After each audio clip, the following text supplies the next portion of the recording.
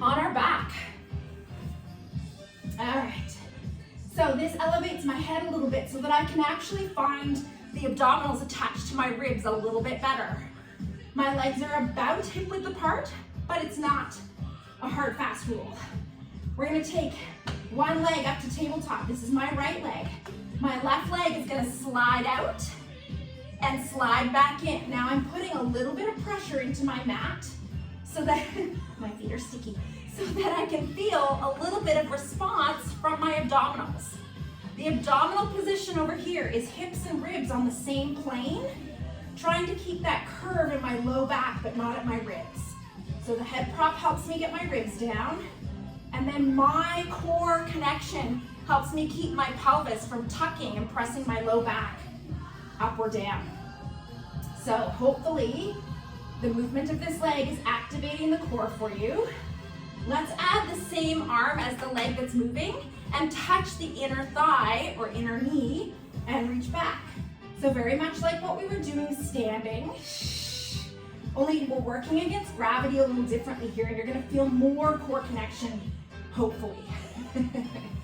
All right, to make things even more complicated, let's add this up leg forward and back in opposition to this bottom leg. It's up to you how many layers you give me from each of these progressed exercises. My leg, you'll notice, is only at about 45 degrees. I feel a little bit of quad and a little bit of abdominal, but if I want more abdominal, I can go lower as long as I can keep this relationship intact. If I want more quad, I go higher and really squeeze that knee. So play with it a little bit to see what you can get out of it.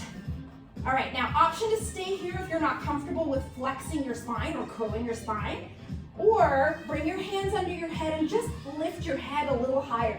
So my shoulder blades are still on, and I can feel more activation of those bigger abdominal muscles here. You can stay here, or you can add a twist. Rotate towards your knee, rotate towards the other leg. The hips are anchored so that you're rotating the upper abdominals against the lower ones. The foot down helps you get more twist, which is why your leg is down. So it feels a little different than our traditional crisscross. I think that's 4. It might have been 5. We're gonna go for 4 more, no matter what. But you get to call it. Remember that you have the ultimate wisdom about how your body's feeling. And I lost count again. We're gonna do 1 more for good luck. Woo, feeling those abs. Bring it all in. Take a breath.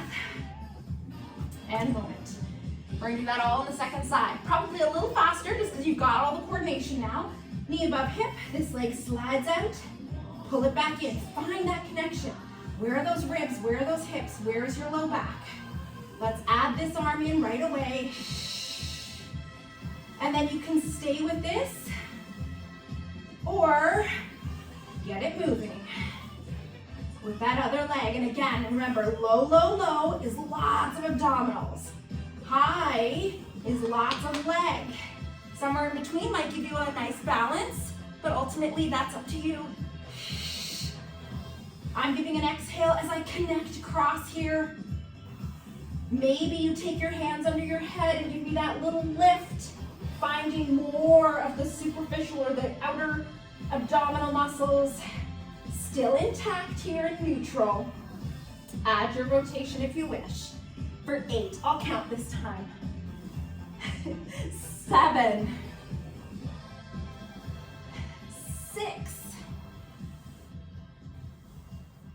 5, 4, 3, 2. Oh, woo, delicious. Bring it all back. Maybe you hug it in, maybe you stretch it out. What feels relieving for your body?